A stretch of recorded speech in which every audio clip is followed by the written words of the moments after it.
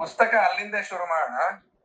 Shripada ಕೇಳಿದ್ನಲ್ಲ question, ಇನ್ಯಾರ ಹೇಳಿದ ನಂತರ ಸಂಧ್ಯಾನ ಪುಸ್ತಕ ಇಲ್ಲ ಅಂತ.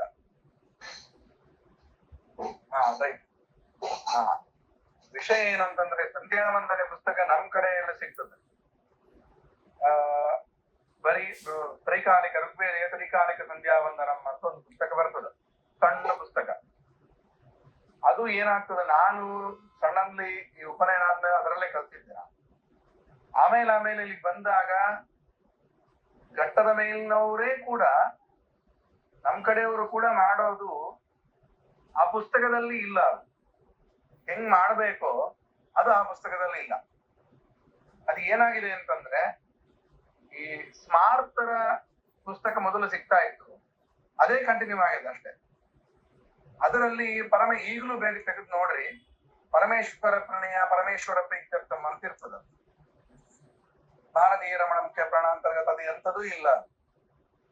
ಆದ್ರಿಂದ ಘಟ್ಟದ ಮೇಲಿನ ನಮ್ ಕಡೆಯವರೇ ಮಾಡುವಂತದ್ದನ್ನ, ಸಂಧ್ಯಾ ವಂದನವನ್ನ ಸ್ವಲ್ಪ ಚೆನ್ನಾಗಿ ಮಾಡಿ, ಶಾಸ್ತ್ರೀಯವಾಗಿ ಮಾಡಿ ನಾವು ಅಂತಲ್ಲ, ಬೆಂಗಳೂರಲ್ಲಿ ಕೂಡ ಅದೇ ರೀತಿ ಆಚರಣೆ ಮಾಡ್ತಾರೆ. ಅದನ್ನು ಏನ್ ಮಾಡಿದೀವಿ ನಾವು, ಕೆಲವು ಆ ಕಡೆ ಮಾಡಿಕೊಂಡು ನಾವು ಒಂದು ವ್ಯವಸ್ಥೆ ಮಾಡಿದೀವಿ. ನಾವು ಆ ದೃಷ್ಟಿಯಲ್ಲಿ ಮೊದಲನೇದ್ದೇ ಏನದ, ನಾವು ಪುಸ್ತಕ ಮೊದಲು ಸರಿಯಾಗಿ ತಗೊಳ್ಬೇಕು. ವೇದ ಮಂತ್ರಗಳು, ಅದರ ಸ್ವರಗಳು, ಆರಂಭದಿಂದ ಧಾರಣೆ ಮಾಡುವಾಗ ಹೇಳುವ ಮಂತ್ರಗಳು ಯಾವುದೂ ಇಲ್ಲ. ಫಸ್ಟ್ ಆಫ್ ಆಲ್ ಇರುವುದೇ ಅದು. ಆ ನಂತರ ಸ್ನಾನ ವಿಧಿಗಳು ಯಾವುದೂ ಇಲ್ಲ. ಆ ಮುದ್ರಾ ಧಾರಣೆ ಮಾಡುವಾಗ ಏನೇ ಹೇಳಬೇಕು ಅದು ಇಲ್ಲ. ಡೈರೆಕ್ಟ್ ಕೇಶವಾಯ ಸ್ವಾಹ ನಾರಾಯಣಾಯ ಸ್ವಾಹ ಅಂತ ಸ್ಟಾರ್ಟ್ ಆಗ್ತದೆ. ಅದಕ್ಕಿಂತ ಮೊದಲು, ಜಪ ಮಾಡೋದಕ್ಕಿಂತ ಮೊದಲು, ಇದು ಎಲ್ರಿಗೂ ಇರ್ತಕ್ಕಂಥದ್ದು, ಗಂಡಸರಾಗ್ಲಿ ಹೆಂಗಸರಾಗ್ಲಿ, ಗೋಪಿ ಚಂದನ ನಾವು ತಗೊಂಡು ನಾವು ಕೈಯಲ್ಲಿ ಹಾಕೊಂಡು ತಿಕ್ತೇವೆ. ತಿಕ್ಕುವಾಗ ಗೋಪಿ ಚಂದನ ಪಾಪಜ್ಞ ಅಂತ ಒಂದು ಶ್ಲೋಕ ಹೇಳಿಕೊಂಡು ತಿಕ್ಕಬೇಕು. ಅದು ಯಾವುದರಲ್ಲಿ ಇಲ್ಲ, ಗಂಡಸರಲ್ಲಿ ಇಲ್ಲ, ಹೆಂಗಸರಲ್ಲಿ ಇಲ್ಲ, ಎಲ್ಲರೂ ಮಾಡ್ಬೇಕಾಗಿರ್ತಕ್ಕಂತ ವಿಚಾರ. ಅದನ್ನು ಇವತ್ತು ನಂಗೆ ಬಹಳ ಕೆಲಸಗಳಿತ್ತು, ಅದರಿಂದ ಏನು ಶೇರ್ ಮಾಡ್ಲಿಕ್ಕೆ ಆಗ್ಲಿಲ್ಲ. PDF ನಾನು ಶೇರ್ ಮಾಡ್ತೀನಿ. ನಾಳೆ ನನ್ನ ಆಫೀಸ್ಗೆ ಹೋದ್ಮೇಲೆ ಅಲ್ಲಿಂದ ಲ್ಯಾಪ್ಟಾಪ್ ಅಲ್ಲಿ PDF ಇದೆ, ಅದನ್ನ ನಾನು ಶೇರ್ ಮಾಡ್ತೀನಿ ಗ್ರೂಪಿಗೆ. ಅಲ್ಲಿ ನೀವು ಸ್ನಾನ ವಿಧಿಯಿಂದಲೂ ಸ್ಟಾರ್ಟ್ ಮಾಡಿ ಎಲ್ಲವೂ ಇದೆ ಅದರಲ್ಲಿ. ಅದರಿಂದ ಮೊದಲು ಇವತ್ತು ನಾನು ಹೇಳುವಂಥದ್ದು ಸ್ನಾನ ವಿಧಿ. ಬೆಳಗ್ಗೆದ್ದು ಸ್ನಾನ ಮಾಡಬೇಕು ಅಂತ. ಹೆಂಗ ಸ್ನಾನಕ್ಕಿಂತ ಮೊದಲು ನಾವು ಎದ್ದ ತಕ್ಷಣ ನಾವು ಫಸ್ಟ್ ಮಾಡಬೇಕಾಗಿರೋ ಕರ್ತವ್ಯ ಏನು ಅಂತಂದ್ರೆ, ಬಲಗಡೆಯಿಂದ ಎದ್ದು ದೇವರನ್ನು ನೋಡ್ಬೇಕು, ಸ್ಮರಣೆ ಮಾಡಬೇಕು ಅಂತ ಹೇಳ್ತಾರೆ. ಇದು ಮಧ್ವಾಚಾರ್ಯರು ಕೂಡ ಯಸ್ಮಿನ್ ಸರ್ವಾಣಿ ಕರ್ಮಾಣಿ ಸನ್ಯಸ್ಯ ಅಧ್ಯಾತ್ಮ ಚೇತಸ ನಿರಾಶಿ ನಿರ್ಮಮೋ ಭೂತ್ವಾ ಪರಂ ಜಯತಿ ಸೋಚ್ಯುತಃ ಸ್ಮೃತ್ವಾ ವಿಷ್ಣುಂ ಸಮುತ್ಥಾಯ. ಮಧ್ವರು ಮೊದಲನೇ ಹೇಳೋದು, ಭಗವಂತನ ಸ್ಮರಣೆ ಮಾಡಿಕೊಂಡು ಹಾಸಿಗೆಯಿಂದ ಹೇಳ್ರಿ. ಕೆಲವರು ನಾಮಸ್ಮರಣೆ ಮಾಡ್ಲಿಕ್ಕೂ ಮಡಿಯಾಗಿರ್ಬೇಕು, ಹಾಸಿಗೆ ಮುಟ್ಟಬಾರದು, ಇದೆಲ್ಲ ಅಲ್ಲ. ಹಾಸಿಗೆಯಲ್ಲಿ ಇರುವಾಗ್ಲೇ ದೇವರ ಸ್ಮರಣೆ. ಹೇಳ್ತಾನೆ, ಇನ್ನು ಹಲ್ಲು ತಿಕ್ಕಿರಲ್ಲ, ಮುಖ ತೊಳ್ಕೊಂಡಿರಲ್ಲ, ಹೇಳ್ತಾನೆ ಸ್ಮೃತ್ವಾ ವಿಷ್ಣುಂ ಸಮುತ್ಥಾಯ. ಮಧ್ವಾಚಾರ್ಯರದೇ ಮಾತಿಲ್ಲ. ಭಗವಂತನ ಸ್ಮರಣೆ ಮಾಡಿಕೊಂಡು, ವಿಷ್ಣುವಿನ ಸ್ಮರಣೆ ಮಾಡಿಕೊಂಡು ಉತ್ಥಾಯ ಹೇಳ್ಬೇಕು, ಮಾಡ್ತಾ ಹೇಳ್ಬೇಕು. ಕೃತ ಶೌಚ ಯಥಾವಿಧಿ. ಮಧ್ವಾಚಾರ್ಯರು, ನಾನು ಒಂದ್ಸಲ ಹೇಳಿದ್ದೆ ಇಂಟ್ರಡಕ್ಷನ್ ಕೊಡುವಾಗ, ಮಧ್ವಾಚಾರ್ಯರು ನಮ್ಮ ದಿನನಿತ್ಯದ ಟೈಮ್ ಟೇಬಲ್ ಅನ್ನು ಶ್ಲೋಕದ ರೂಪದಲ್ಲಿ ಮಾಡಿಕೊಟ್ಟಾರ ನಮ್ಗೆ. ಅದರಲ್ಲಿ ಬರತಕ್ಕಂತ ನಮ್ಮ ಕೃತಿಯನ್ನು ಟೈಮ್ ಟೇಬಲ್ ಹೇಳಲಿಕ್ಕೆ ಸ್ಟಾರ್ಟ್ ಮಾಡೋದೇ ಈ ಶ್ಲೋಕದಿಂದ. ಸ್ಮೃತ್ವಾ ವಿಷ್ಣು, ದೇವರ ಸ್ಮರಣೆ ಮಾಡ್ತಾ ಹಾಸಿಗೆಯಿಂದ ಹೇಳಬೇಕು. ಅಲ್ಲಿ ಯಾವ ಮಡಿನೂ ಇಲ್ಲ ದೇವರ ಸ್ಮರಣೆಗೆ. ನೀವು ಬಸ್ಸಲ್ಲಿ ಹೋಗುವಾಗೂ ದೇವರ ಸ್ಮರಣೆ ಮಾಡಬಹುದು. ಅದ್ರ ಬಗ್ಗೆ ಯಾವುದೇ ರಿಸ್ಟ್ರಿಕ್ಷನ್ಸ್ ಶಾಸ್ತ್ರ ಮಾಡಿಲ್ಲ, ಆಚಾರ್ಯ ಮಧ್ವರು ಮಾಡಿಲ್ಲ, ವ್ಯಾಸರೂ ಮಾಡಿಲ್ಲ. ಅದರಿಂದ ಮೊದಲ ಕೆಲಸ ಹೇಳುವಾಗ ದೇವರ ಸ್ಮರಣೆ ಮಾಡ್ತಾ ಹೇಳಬೇಕು. ಎದ್ದ ನಂತರ ಕೃತ ಶೌಚ ಯಥಾವಿಧಿ ಅಂತ ಹೇಳ್ತಾರೆ. ಬೆಳಗ್ಗಿನ ಬಹಿರ್ದೇಶಕ್ಕೆ ಹೋಗ್ತಕ್ಕಂಥದ್ದನ್ನು ಶೌಚವನ್ನು ಮೊದಲು ಮಾಡಿ. ನಮ್ಗೆ ಏನಾಗ್ಬಿಟ್ಟದ ಅಂತಂದ್ರೆ ಯಾರೋ ಒಬ್ರು ಹೇಳಿದ್ರು, ಅದನ್ನ ಹಂಗೆ ನಾವು ಇಂದು ಮುಂದೆ ಆಲೋಚನೆ ಮಾಡಲ್ಲ. ಬೆಳಗ್ಗೆದ್ದು ಸ್ನಾನ ಕೂಡ ಮಾಡದಂಗ ಕಾಫಿ ಚಹಾ ಕುಡಿತೀವಿ, ಕುಡಿದ್ರೆ ಮಾತ್ರ ನಮ್ಗೆ ಬೆಳಗ್ಗೆ ಎದ್ದು ಕೂಡ ಎಲ್ಲ ಆಗ್ತದ. ಬಹಳ ತಪ್ಪು. ಆಯುರ್ವೇದ ಹೇಳ್ತದ ಅಂತ ಹೇಳ್ತಾರ, ತಪ್ಪು. ಆಯುರ್ವೇದವನ್ನು ನಾನು ದಿನಾಲೂ ಪಾಠ ಮಾಡ್ತೀನಿ ಹುಡುಗರಿಗೆ, MD ಆದವ್ರಿಗೆ, ಆಯುರ್ವೇದ MDಗಳಿಗೆ ನಾನು ಪಾಠ ಮಾಡ್ತೀನಿ. ಅದರಲ್ಲಿ ಇದು ಯಾವುದೂ ಬರಲ್ಲ. ಅದರಲ್ಲಿ ಬರ್ತಕ್ಕಂಥದ್ದು ಬೆಳಗ್ಗೆದ್ದ ತಕ್ಷಣ ನೀವು ನಿಮ್ಮ ಶೌಚವನ್ನು ಮಾಡಿಕೊಳ್ಳಿ. ಸ್ನಾನ ಹೇಳ್ತಾನೆ ದೇವಸ್ಮರಣೆ ಮಾಡ್ತಾ ಶೌಚ ಮಾಡಿಕೊಳ್ಳಿ. ಅಂದ್ರೆ ನಾವು ಟಾಯ್ಲೆಟ್ಗೆ ಮೊದಲು ಹೋಗ್ಬೇಕು, ಫಸ್ಟ್ ಕೆಲಸ. ಇನ್ನೂ ಹೇಳ್ಬೇಕಂತಂದ್ರೆ ಬೆಳಗ್ಗೆ ವಿತೌಟ್ ಟಾಯ್ಲೆಟ್ ನಾವು ಎಷ್ಟು ಗಂಗಾ ನದಿಯಲ್ಲಿ ಹೋಗಿ ಗಂಟಿ ಒಳಗೆ ಮುಳುಗಿ ಮೇಲೆ ಬಂದು ಕೂಡ ಮರೆಯಾಗಲ್ಲ, ದೇಹ ಮನೆಗೆ ಬರಲ್ಲ. ಅಷ್ಟರ ಮಟ್ಟಿಗೆ ಅಕ್ಯುರೇಟ್ ಆಗಿ ಮತ್ತು ಹೇಳ್ತಾರೆ ಈ ವಿಷಯ.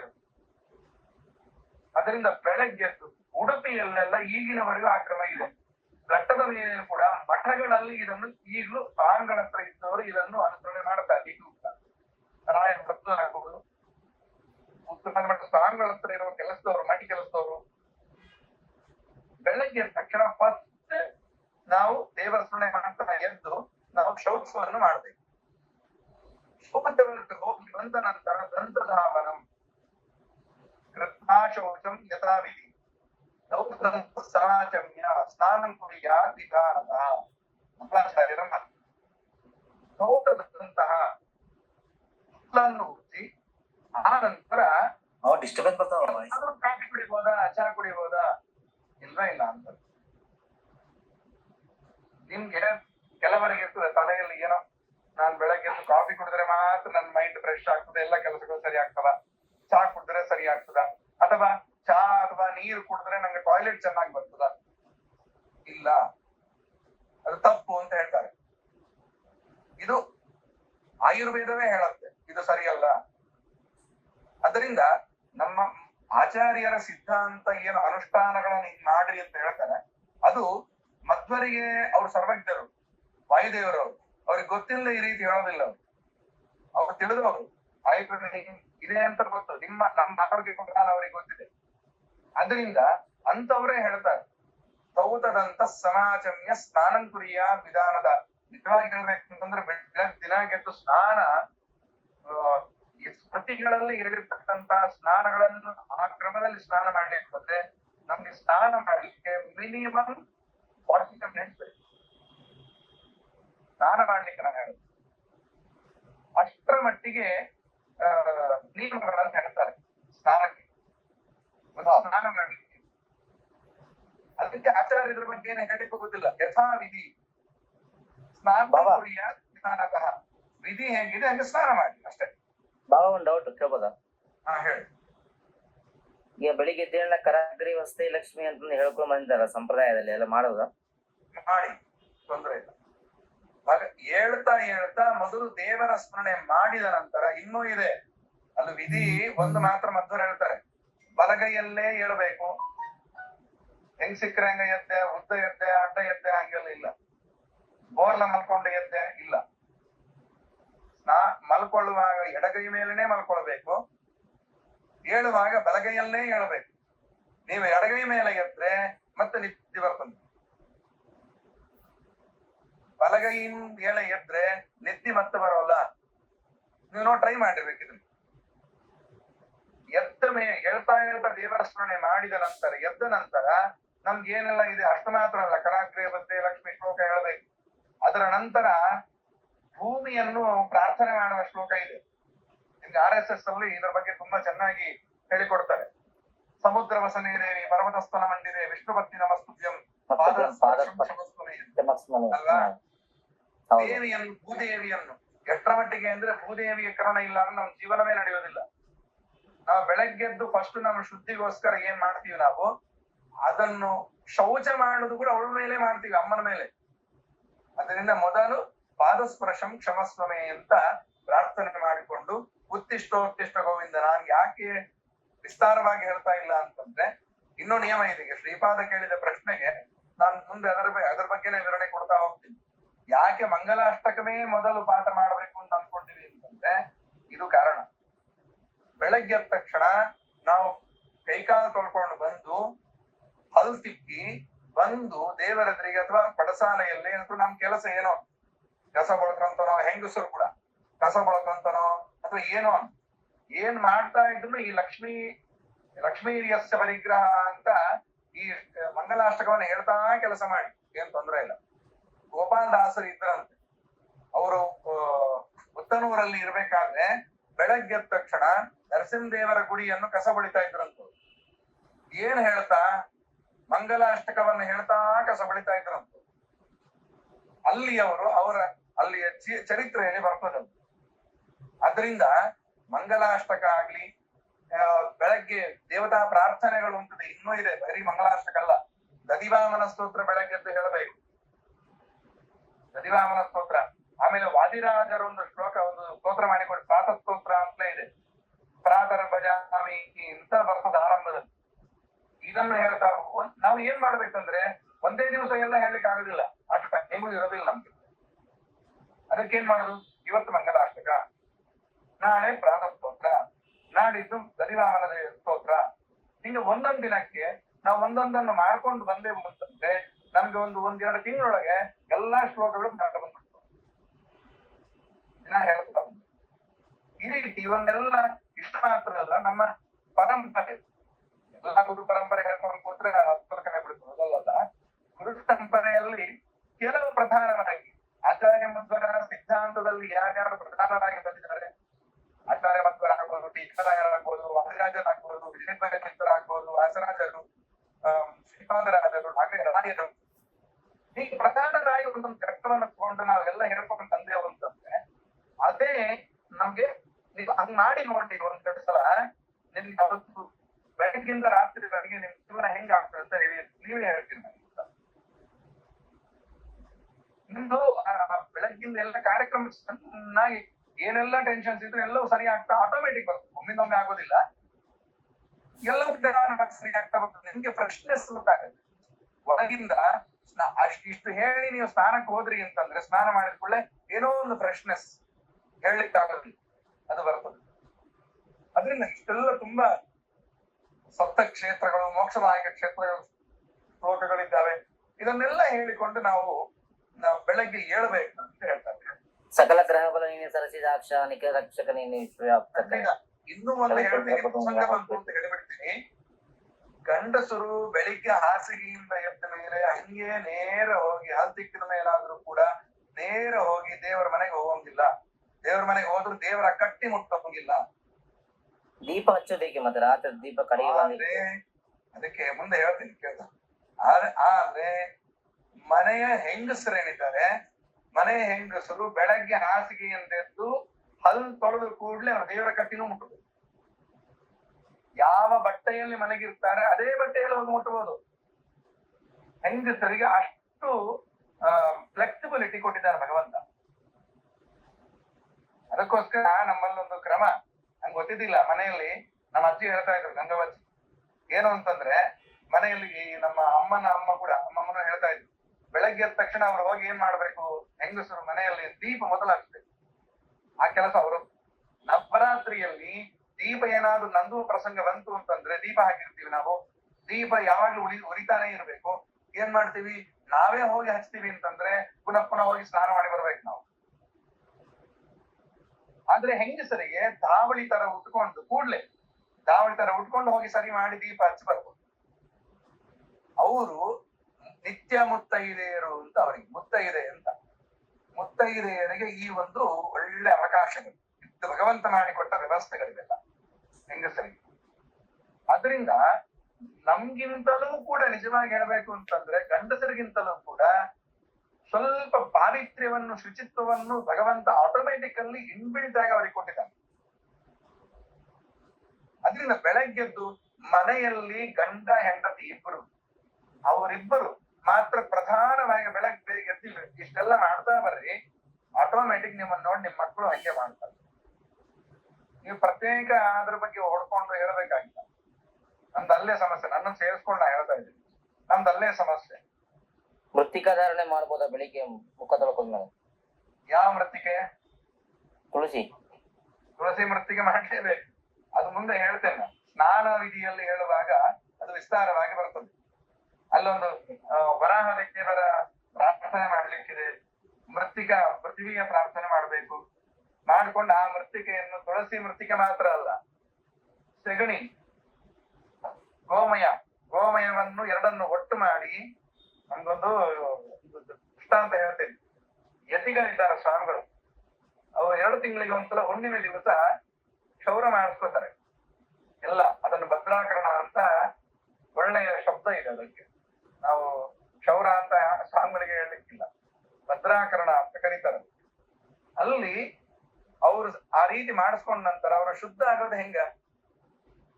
ಮೃತ್ತಿಗೆ ಮತ್ತು ಸೆಗಣಿಯನ್ನು ಒಂದು ಇಷ್ಟು ದೊಡ್ಡದು ಲಿಟ್ರಲಿ ಈ ತಿರುಪತಿಯಲ್ಲಿ ಆಡಷ್ಟು ದೊಡ್ಡದು ಉಂಡೆ ಮಾಡ್ಕೊಳ್ತಾರೆ. ಏನ್ ಮಾಡ್ಬೇಕು ಅಂತಂದ್ರೆ, ಆ ಮೃತ್ತಿಕೆ ಮತ್ತೆ ಈ ಗೋಮಯವನ್ನು ಹಚ್ಕೊಂಡು 108 ಸಲ ಮುಳುಗ್ಬೇಕು. ಹಂಗಿದ್ರೆ ಶುಚಿ, ಇಲ್ಲದ್ರ ದೇವರ ಪೂಜೆಗೆ ಬರೋದಿಲ್ಲ ಸ್ವಾಮಿ. ಅವರಿಗೆ ಅಷ್ಟರ ಮಟ್ಟಿಗಿದೆ, ನಮ್ಗೆ ಹಂಗಿಲ್ಲ. ನಮ್ಗೆ ಪರ್ಫೆಕ್ಟ್ ಆಗಿ 3 + 3 + 5 ಇಷ್ಟು ಮುಳುಗಿದ್ರೆ ಸಾಕು, ಅದನ್ನ ಹಚ್ಕೊಂಡು. ಆ ಹೇಳುವಾಗ, ಸ್ನಾನ ಮಾಡುವಾಗ ಋತಂಚ ಸತ್ಯಂಚ ವೇದ ಬರ್ತಾ ಇದೆ. ನಮ್ಮ ಸಂಧ್ಯಾವಂದನೆಯಲ್ಲಿ ಇದನ್ನು ಸೇರಿಸ್ಕೊಂಡಿಲ್ಲ ನಾವು. ಸಂಧ್ಯಾವಂದನೆಯಲ್ಲಿ ಋತಂಚ ಸತ್ಯಂಚ ವೇದ ತಪಸೋಧ್ಯಾಜಾಯದ ಅದನ್ನು ಸೇರಿಸ್ಕೊಟ್ಟಿಲ್ಲ ನಾವು. ಕೆಲವರು ಹಿಂದಿನವರೆಗೆ ಪಾಠ ಮಾಡಿದ್ದಾರೆ. ನಮ್ಗೆ ನಾವು ಸಣ್ಣದಿರ್ಬೇಕಾದ್ರೆ ನಂಗೆ ಅದೊಂದು ಮಂಕಾಳದಲ್ಲಿ ಪಾಠ ಮಾಡಿದ್ದು. ಮಂಕಾಳದಲ್ಲಿ ಯಾರು ನಮ್ಮ ಅಪ್ಪನೇ ಪಾಠ ಮಾಡಿದ್ದು, ಸಂಧ್ಯಾವಂದನೆ ಹೇಳಿಸ್ಕೊಟ್ಟಿದ್ದ. ಅದರಿಂದ ಇಂಥದ್ದೆಲ್ಲ ಕೂಡ ಚಿಕ್ಕ ಚಿಕ್ಕ ವಿಷಯ, ಗೊತ್ತಿಲ್ಲೇನೋ ಗೊತ್ತಿದ್ದವ್ರು ಕೆಲವರು ಉದಾಸೀನತೆಯಿಂದ, ಗೊತ್ತಿಲ್ಲದವ್ರು ಗೊತ್ತಿಲ್ಲ ಅಂಬೋದು, ನಮ್ಗೆ ಯಾರು ಹೇಳಿಕೊಟ್ಟಿಲ್ಲ ಅಂಬೋದು ಕೊನೆಗೆ ಉದ್ಗಾರ. ತಿಳ್ಕೊಳ್ಳಿಕ್ಕೆ ಪ್ರಯತ್ನ ಮಾಡ್ಕೊಂಡು ಮಾಡಿದ್ರೆ ಅದಕ್ಕೊಂದು ಒಳ್ಳೆ ಅರ್ಥ ಇದೆ ಅಂತ ಹೇಳ್ತಾರೆ. ಅದರಿಂದ ಸಂಧ್ಯಾವಂದನೆ ಅನ್ನುವುದಕ್ಕಿಂತ ಮೊದಲೇ ನಾನು ಮೊದಲನೇ ಹೇಳಿದ್ದೆ, ಆ ಸಂಧ್ಯಾವಂದನೆ ಕೂಡ್ಲಿಕ್ಕೆ ಬೇಕಾದ ವ್ಯವಸ್ಥೆಗಳು ಮೊದಲು ನಾವು ರೆಡಿ ಮಾಡ್ತೀವಿ. ಮನೆಯಲ್ಲಿ ದೇವರ ಪೂಜೆ ಮಾಡ್ತೀವಿ, ಸಂಧ್ಯಾವಂದನೆ ಮಾಡ್ತದೆ ಅಂತಂದ್ರೆ ಹಿಂದಿನ ದಿವಸ ರಾತ್ರಿ ಮಲಗುವಾಗ ಆ ಎಲ್ಲಾ ಪಾತ್ರಗಳನ್ನು ಚೆನ್ನಾಗಿ ತೊಳೆದು ಒರೆಸಿ ಇಟ್ಕೋಬೇಕು. ಮತ್ತೆ ಬೆಳಗ್ಗೆ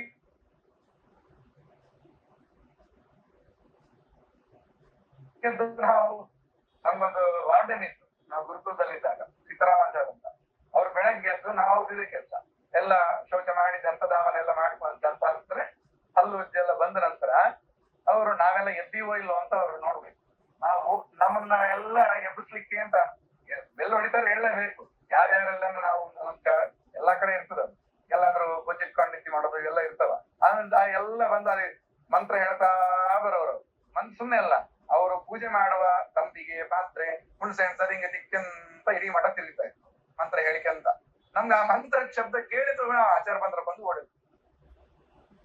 ಇದಂದ್ರೆ ನಾವು ದೇವರ ಪೂಜೆಗೆ ಸಂಧ್ಯಾವಂದನೆ ಉಪಯೋಗ ಮಾಡುವ ಪಾತ್ರೆಗಳನ್ನು ಕೂಡ ತೊಳೆಯುವಾಗ ಈ ರೀತಿ ಹೇಳ್ಕೊಂಡು ನಾವು ಮಾಡಿದೆವು ಅಂತಂದ್ರೆ ಅದಕ್ಕೊಂದು ಅರ್ಥ ಇದೆ ಅಂತ ಹೇಳ್ತಾರೆ ಅಲ್ವಾ.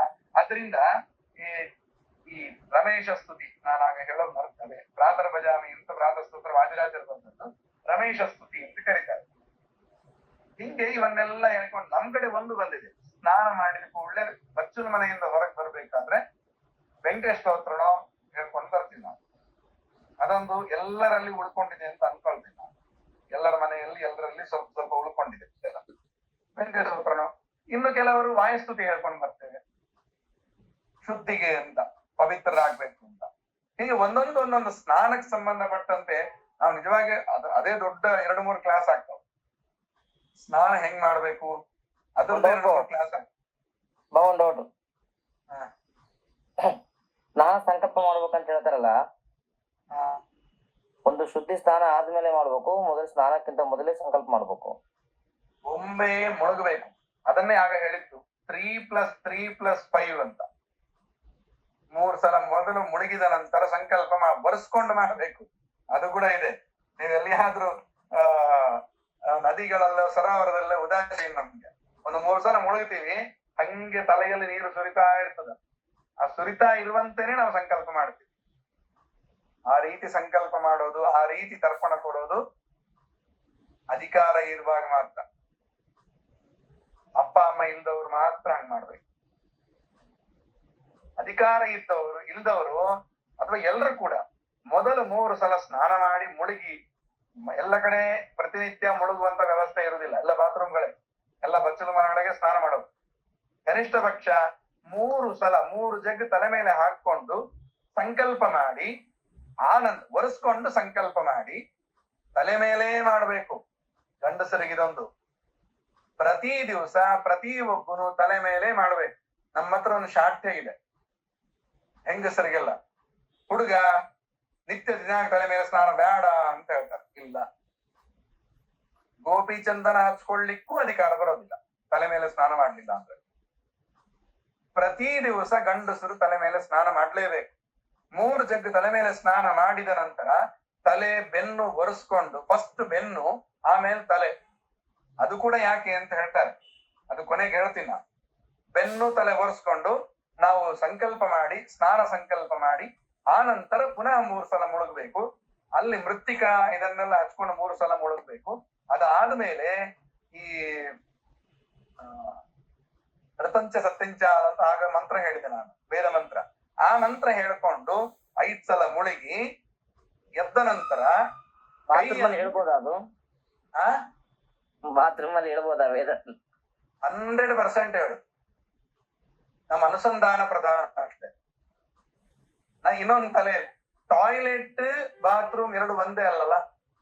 ಅಲ್ಲಲ್ಲ. ಅಷ್ಟಾದ್ರೆ ಸರ್ ಒಂದಿದ್ದಲ್ಲಿ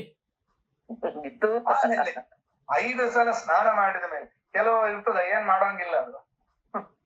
ಕೆಲವು ಹೆಸರೇನೋ ಈ ದಿಲ್ಲಿಯಲ್ಲಿ ವಿಶೇಷವಾಗಿ ಮಠಗಳಾಗ 2 ಒಟ್ಟಿಗೆ ಇರ್ತಾವ.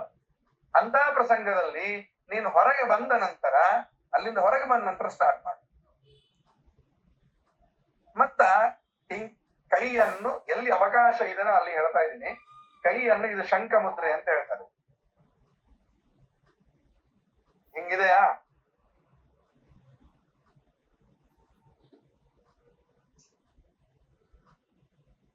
ಈ ಬೆರಳು ಈ ಮಧ್ಯದ ಬೆರಳಿಗೆ ತಾಕ್ಬೇಕು. Left hand. ಈ ಶಂಖ ಮುದ್ರೆಯಲ್ಲಿ ನೀರನ್ನು ಹಾಕೊಂಡು ಪುರುಷ ಸೂಕ್ತ ಹೇಳ್ಕೊಂಡು ನಮ್ ತಲೆಗೆ ನಾವೇ ನೀರು ಹಾಕೋಬೇಕು. ಏನ್ ಅನುಸಂಧಾನ? ಶಂಕರಿಂದ ನನಗೇನೇ ನಾನು ಅಭಿಷೇಕ ಮಾಡ್ಕೋತೀನಿ ಅಂತ ಅರ್ಥ ಅಲ್ಲ. ನನ್ ಒಳಗಿರುವ ಭಗವಂತನಿಗೆ ಇದು ಅಭಿಷೇಕ ಅಂತ ತಿಳ್ಕೊಂಡು ಶಂಖದಿಂದ, ಯಾಕಂದ್ರೆ ಶಂಖದಿಂದ ದೇವರಿಗೆ ಮಾತ್ರ ಅಭಿಷೇಕ, ರಾಯರಿಗೂ ಮಾಡೋಂಗಿಲ್ಲ, ಬೇರೆ ಯಾರಿಗೂ ಪ್ರಾಣದೇವರಿಗೂ ಮಾಡೋಂಗಿಲ್ಲ.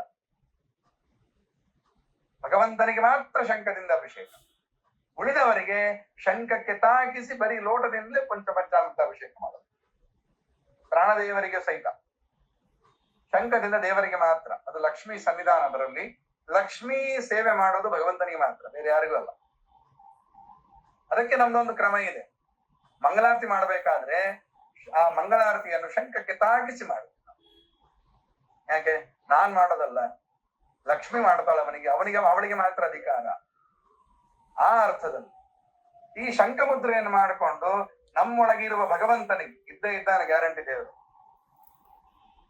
ಅದನ್ನು ಅಭಿಷೇಕ ಮಾಡ್ತಾ ಬಂದ್ರೆ ಆಯ್ತು. ಇದು ನಾನು ಗಂಡಸರಿಗೆ ಮಾತ್ರ ಹೇಳ್ತಾ ಇಲ್ಲ, ಎಲ್ರಿಗೂ ಹೇಳ್ತಾ ಇದ್ದೀನಿ. ಎಲ್ರು ಈಗ ಅಂದ್ರೆ ಹೆಂಗಸರು ವೇದ ಮಂತ್ರ ಹೇಳ್ಬೇಕು ಅಂತ ಅರ್ಥ ಅಲ್ಲ. ಅಲ್ಲಿ ಸಂಕಲ್ಪ ಎಲ್ರು ಮಾಡ್ಲೇಬೇಕು, ಎಲ್ರು ಮಾಡ್ಲೇಬೇಕು. ವಿಧಿ ಹೆಂಗ ಮಾಡ್ಬೇಕು, ಏನ್ ಮಾಡ್ಬೇಕು, ಏನ್ ಸಂಕಲ್ಪ ಕ್ರಮ ನಾನೊಂದು ಬರೆದಿದ್ದೀನಿ. ಅದೊಂದು ಹೆಚ್ಚಿನ ವಿಷಯದಲ್ಲಿ ಬಂದಾಗ ಶ್ರೀಪಾದಾಗ ಕೊಟ್ಟಂಗೆ ನೆನಪು ನನಗೆ. ಹೊಸವರ್ಧಾರ ಅಂತ ಒಂದು ಚಿಕ್ಕ ಪುಸ್ತಕ, ಇದು ಕೊಟ್ಟಿರಿ ನಂಗ. ಸಣ್ಣ ಪುಸ್ತಕ ಇದೆ. ಮಂಗಲಾಷ್ಟಕ ಬುಕ್ ಕೊಟ್ಟಿರಿ ನಂಗ. ಅಲ್ಲ, ಒಂದು ಚಿಕ್ಕದು. ಮೊನ್ನೆ ಷಟ್ಪ್ರಯಾಗ ಸ್ನಾನಕ್ಕೆ ನಾನು ಹೋದಾಗ ಒಂದ್ 15 ದಿವಸ ಮೊದಲು ಸಾಂಗಳೇ ಹೇಳಿ ಇಂಥದ್ದೆಲ್ಲ ಬರೀ ನೀನು ಅಂತ ಬರೆದು ಪ್ರಿಂಟ್ ಮಾಡೋಣ ಅಂತ. 15 days ಅಲ್ಲಿ ಅದನ್ನು ಬರೆದು ಟೈಪ್ ಮಾಡಿ ಪ್ರಿಂಟ್ ಮಾಡಿಸಿ ಬಂದವರಿಗೆಲ್ಲ ಫ್ರೀ ಕೊಟ್ಟು ಸಾಂಬ್ರು. ಬುಕ್ ಅಣ್ಣ ಬುಕ್ ಹೆಸರೇನು? ಬುಕ್ ಹೆಸರು ವಸೋದ್ಧಾರ ಅಂತ. ಹಾ ಇದೆ ಅದರಲ್ಲಿ ವಸುಧಾರ ಇದ್ದೆ ಫೋಟೋ ಹಾಕಿ ಇದೆ ಇದೆ ಅದು ಒಳಗಡೆ ಇಟ್ಟಿದ್ದೀನಿ. ಇದೆ 100% ನಾನು ಕೊಟ್ಟಂಗೆ ನೆನಪಿದೆ ನಂಗೆ. ಇದೆ ಅಣ್ಣ ನಾನು ನೋಡ್ತೀನಿ. ಅದರಿಂದ ಕಳಿಸ್ತೀನಿ ಎಲ್ಲರಿಗೂ ಗ್ರೂಪ್ ಅಲ್ಲಿ. ಅದರಲ್ಲಿ ನಾನೇ ಕಳಿಸ್ತೀನಿ, ತೊಂದರೆ ಇಲ್ಲ. ಪುಸ್ತಕನೇ ಇದೆ, ಅದು PDF ಇದೆ, ಇಡೀ ಪುಸ್ತಕನೇ PDF ಇದೆ, ಇಡೀ ಫುಲ್ ಪುಸ್ತಕನೇ. ಅದು ಜಸ್ಟ್ ಒಂದು 56 pages ಅಷ್ಟೇ. ನಾನು ಅದನ್ನು ಕಳಿಸ್ತೀನಿ. ಅದರಲ್ಲಿ ಸ್ನಾನ ಸಂಕಲ್ಪ ವಿಸ್ತಾರವಾಗಿದೆ, ಬಹಳ ವಿಸ್ತಾರ ಮಾಡಿದೆ. ಅಷ್ಟು ದಿನ ಮಾಡ್ಲಿಕ್ಕೆ ಆಗೋದಿಲ್ಲ, ಅದನ್ನ ಮತ್ತೆ ಚಿಕ್ಕದಾಗಿ ಮಾಡ್ಲಿಕ್ಕೆ ಹೋಗ್ಲಿಕ್ಕೆ ಆಗ್ತದೆ. ನಾವು ಎಲ್ಲಾದ್ರೂ ಸ್ವಯಂ ವ್ಯಕ್ತ ಕ್ಷೇತ್ರಗಳು ಅಥವಾ ಕ್ಷೇತ್ರ ನಾವು ಏನಾದ್ರು ಬದ್ರಿ ಯಾತ್ರೆ ಬರುತ್ತೆ, ಅಲ್ಲೆಲ್ಲ ಮತ್ತೆ ಸಿಗೋದಿಲ್ಲ ನಮ್ಗೆ, ಮತ್ತೆ ಕ್ಷೇತ್ರ ಆಗ ಸಿಗೋದಿಲ್ಲ. ಅಂತ ಪ್ರಸಂಗದಲ್ಲಿ ವಿಸ್ತಾರವಾಗಿ ನಾವು ಇಷ್ಟು ಮಂತ್ರಗಳನ್ನು ಸಂಕಲ್ಪ ಮಾಡಿ ಸ್ನಾನ ಮಾಡಿದ್ರೆ ಪೂರ್ಣ ಫಲ ಬರುತ್ತೆ ಅಂತ ಹೇಳ್ತಾರೆ. ಅದರಿಂದ ನಿತ್ಯ ಮನೆಯಲ್ಲಿ ಬಚ್ಚಲಲ್ಲಿ ಸ್ನಾನ ಮಾಡಬೇಕಾದ್ರೆ ಗಂಗಾಜನಕನಾದಂತಹ ಭಗವಂತನ ಪ್ರೀತಿಗಾಗ್ಲಿ ಅಷ್ಟೇ ಅನುಸಂಧಾನ ಇಷ್ಟಿರ್ಲಿ. ನಮ್ ಹೆಂಗಸರು ಈ ಎಲ್ಲ ಸಂಸ್ಕೃತದ ಈ ಸಂಕಲ್ಪವನ್ನು ಹೆಂಗಸರು ಹೇಳ್ಬೋದು, ಓಂಕಾರವನ್ನು ಹೇಳಲಿಕ್ಕಿಲ್ಲ ಅಂತ ಅಷ್ಟೇ, ಬೇರೆ ಏನಿಲ್ಲ. ಅದರಿಂದ ನಾವು ಆರಂಭನೆ ಬೆಳಗ್ಗೆ ಏಳೋದ್ರಿಂದ ಹಿಡ್ಕೊಂಡೆ ನಾವು ಕಲಿಬೇಕಾಗುತ್ತೆ. ನಾವು ಹೇಳ್ಬೋದು, ನಾನ್ ಕೆಲವರು ಕೇಳ್ಬೋದು, ಈಗ ಎಲ್ಲ ದಿನ ಮಾಡ್ತೀರಾ ಅಂತ ಹೇಳ್ಬೋದು. ಎಲ್ಲಾ ಪಂಡಿತರು ಎಲ್ಲ ಮಾಡ್ತಾರ? ದಿನನಿತ್ಯ ಯಾವ ಪಂಡಿತರು ಇಷ್ಟೆಲ್ಲ ಮಾಡೋದಿಲ್ಲ, ಬರ್ಕೊಡ್ತೀನಿ. ಆದ್ರೆ ಗೊತ್ತಿರಬೇಕು ನಮ್ಗೆ. ಚುಟುಕಾಗಿ ಸಂಕಲ್ಪ, ಇಷ್ಟು ವಿಸ್ತಾರ ಅಲ್ಲದೆ ಇದ್ರು ಚುಟುಕಾಗಿ ಸಂಕಲ್ಪ ಮಾಡಿ 2 ನಿಮಿಷದಲ್ಲಿ ಮುಗಿಯುವಂತ ಸಂಕಲ್ಪ ಮಾಡಿಕೊಂಡು ಸ್ನಾನ ಮಾಡಿ ಬಂದ್ಬಿಡೋದು ಹೊರಗೆ. ಆಗ ಹೇಳಿದ ಹಾಗೆ ಮೃತ್ತಿಕ, ನಮ್ಗೆ ಮೃತ್ತಿಕೆ ದೊಡ್ಡ ಈಗಿನ ಕಾಲದಲ್ಲಿ ಸಿಟೀಸ್ ಅಲ್ಲಿ ಗೋಮೇಟ್ ಸಿಗೋದು ಕಷ್ಟ, ಓಕೆ ಹೋಗ್ತಿಲ್ಲ. ಆದ್ರೆ ತುಳಸಿಯಲ್ಲಿರುವ ಮಣ್ಣು ಗ್ಯಾರಂಟಿ ಸಿಗ್ತದಲ್ಲ, ಎಲ್ಲರ ಮನೆಯಲ್ಲಿ ತುಳಸಿ ಅಂತ ಗ್ಯಾರಂಟಿ ಅಲ್ಲ. ಪಾಟ್ ಅಲ್ಲೋ ಸಿಟೀಸ್ ಅಲ್ಲಿ ಎಲ್ಲೋ ಒಂದು ಇದ್ದೇ ಇರ್ತದೆ. ಆ ಮೃತ್ತಿಕೆ ತಗೊಂಡು ತಲೆಗೆ, 2 ಭುಜಗಳಿಗೆ, ಹೊಟ್ಟೆಗೆ, ಬೆನ್ನಿಗೆ, 2 ತೊಡೆಗಳಿಗೆ, ಮೊಣಕಾಲಿಗೆ, ಪಾದಕ್ಕೆ ಇಷ್ಟು ಹಚ್ಕೊಂಡು ಸ್ನಾನ ಮಾಡಿದ್ರೆ ಸರ್. ಹಚ್ಕೊಂಡು ಅಂದ್ರೆ ಹೂಸ್ಕೊಳ್ಳೋದಲ್ಲ, ಮತ್ತೆ ಟಚ್ ಮಾಡ್ಕೊಂಡ್ರೆ ಸರ್ ಅಲ್ಲ. ಎಲ್ಲವನ್ನೂ ನಾನು ಹೇಳ್ಬೇಕು, ಮತ್ತೆ ಯಾರಿಗೂ ತಮಾಷೆ ಮಾಡ್ತಾನೆ ಅಂತ ಅರ್ಥ ಅಲ್ಲ. ಅದರಿಂದ ಇದು ಸ್ನಾನ ಮಾಡುವ ಮೊದಲ ಕ್ರಮ ನಾವು ಮಾಡ್ಬೇಕಾಗಿರೋದು. ಮಂತ್ರಗಳು ನಿಧಾನ ಕಲಿಯೋಣ. ಮಂತ್ರಗಳು ಬರದೇ ಇರುವ ಪ್ರಸಂಗದಲ್ಲಿ ಮೊದಲಿಗೆ ಆರಂಭದಲ್ಲೆಲ್ಲ ನಾವು ದೇವರ ಸ್ಮರಣೆ ಮಾಡಿಕೊಂಡು ಸ್ನಾನ ಮಾಡೋಣ. ಗಂಗಾಜನಕ ವಾಸುದೇವಾಯ ನಮಃ ಏನಾಗಬೇಕಾಗಿದೆ, ನಮ್ಗೇನ್ ಅದಕ್ಕೇನು ಕಲಿಬೇಕಾಗಿಲ್ಲ, ಈಸಿ ಬರ್ತದೆ ಬಾಯಿ, ಹೌದಲ್ಲ? ಇದನ್ನು ಮಾಡ್ತಾ ಬಂದು ಕೃತ ದೌರ್ಗಂತ ಸ್ನಾನ ಕುರಿಯಾದ ವಿಧಾನದ ಅಲ್ಲಿ ವಿಧಾನ ಮಧ್ವಾಚಾರ್ಯ ಹೇಳ್ತಾರೆ. ಉದ್ಧತೇತಿ ಮೃದಾರಿತ್ಯ ದ್ವಿಷಡಷ್ಟ ಷಡಕ್ಷರೈ. ಇನ್ನೂ ಅಂತಂದ್ರೆ ದೊಡ್ಡ ಈ ಗಂಗಾ ಇಂಥ ಕಡೆ ಎಲ್ಲ ಹೋದಾಗ ದ್ವಿಷಟ್ ಅಷ್ಟ ಷಡಕ್ಷರ ವಾಸುದೇವ ದ್ವಾದಶಾಕ್ಷರ. ಅದಕ್ಕೆ ನಾನು ಗಂಗಾಜನಕ ವಾಸುದೇವ ಅಂತ ಹೇಳಿದ್ರೆ ಸಾಕು ಅಂತ ಹೇಳಿ ಮಧ್ವಾಚಾರ್ಯರು ವಾಸುದೇವನ ದ್ವಾದಶಾಕ್ಷರ ಮಂತ್ರವನ್ನು ಹೇಳ್ಕೊಂಡು ಸ್ನಾನ ಮಾಡಬೇಕು ಅಂತಾರೆ. ದ್ವಿಷಟ್ ಅಷ್ಟಾಕ್ಷರ ಹೇಳಿಕೊಂಡು ಸ್ನಾನ ಮಾಡಬೇಕು, ಮಂತ್ರಗಳನ್ನು ಹೇಳ್ಕೊಂಡು. ಷಡಕ್ಷರ ವಿಷ್ಣು ಷಡಕ್ಷರವನ್ನು ಹೇಳ್ಕೊಂಡು ಸ್ನಾನ ಮಾಡಬೇಕು ಅಂತ ಹೇಳ್ತಾರೆ. ಇಷ್ಟು ವಿಸ್ತಾರವಾಗಿ ಹೇಳಿದ ನಾನು ಇವತ್ತು ಮತ್ತೆ ಆರಂಭ ದಿವಸನೇ ಇಷ್ಟೆಲ್ಲ ಹೇಳಿ ಎಲ್ಲ ಹಂಚ್ಕೊಂಡು ಮತ್ತೆ ನಾಳೆ ಬರ್ದಂಗ್ ಕೊಡ್ಬೇಕು ನೆಕ್ಸ್ಟ್ ಕ್ಲಾಸ್ಗೆ. ಇದು ಸ್ಟಾರ್ಟಿಂಗ್ ಅಂದ್ರೆ ಇಷ್ಟು ವಿಧಾನಗಳು ಇದ್ದಾವೆ ಅಂತ ನಾನು ಮೊದಲು ತಿಳಿಸಿದ್ದಷ್ಟೇ. ಅದಕ್ಕೆ ಚುಟುಕು ಮಾಡ್ಕೊಂಡು ಸಣ್ಣದು ಏನ್ ಬೇಕಿದ್ರು ಮಾಡ್ಲಿಕ್ಕೆ ಆಗ್ತದೆ. ಎಲಾಬ್ರೇಷನ್ ಇದೆ ನಮ್ಮಲ್ಲಿ ವೇದಾಂತದಲ್ಲಿ, ಚುಟುಕು ಮಾಡೋದು ಇದೆ, ಎರಡೂ ಇದೆ ನಮ್ಮಲ್ಲಿ. ಒಟ್ಟಾರೆ ನಮ್ಮ ತಲೆಯಲ್ಲಿ ಅನುಸಂಧಾನ ಬೇಕು. ನಾನ್ ನಿತ್ಯ ಗಂಗಾಂಗೇತಿಯೋ ಬ್ರೂಯಾತ್ ಯೋಜನಾನಾಂ ಶರೀರವಿ ಮುಚ್ಚದೇ ಸರ್ವಪಾವೇಭ್ಯೋ ವಿಷ್ಣು ಲೋಕಂ ಸಗಚ್ಚತಿ ಅಂತ ಹೇಳ್ತಾರೆ. ನಾವು ಬಚ್ಚು ಮನೆಯಲ್ಲಿ ಕೂತ್ಕೊಂಡು ಬಕೆಟಲ್ಲಿ ಇರುವ ನೀರಲ್ಲೇ ಗಂಗಾ ಇದ್ದಾಳೆ ಅಂತ ಚಿಂತನೆ ಮಾಡಿಕೊಂಡ್ರೆ ಸ್ಮರಣೆ ಮಾಡಿದ್ರು ಸಾಕಂತೆ. ಎಷ್ಟೇ ಯೋಜನ 100 ಯೋಜನದಲ್ಲಿ ದೂರ ಇದ್ರೂ ಕೂಡ ನಾವು ಗಂಗೆಗಿಂತ ನಮ್ಮನ್ನು ಶುದ್ಧಿ ಮಾಡ್ತಾಳೆ ಬರೀ ಸ್ಮರಣೆಯಿಂದ. ಅದರಿಂದ ಇಂಥದ್ದು ಚಿಕ್ಕ ಚಿಕ್ಕ ನಾವು ನಿತ್ಯ ಮಾಡ್ಲಿಕ್ಕೆ ಆಗೋ ವಿಷಯಗಳಿದೆಲ್ಲ. ಆಗದಿರೋದು ಅಂತ ಏನೂ ಇಲ್ಲ ಮನಸ್ಸು ಮಾಡಿದ್ರೆ.